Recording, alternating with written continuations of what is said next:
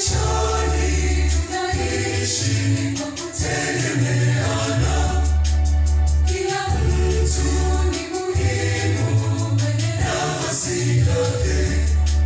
Ndiyo maana kwake Mungu watu wote ni sawa.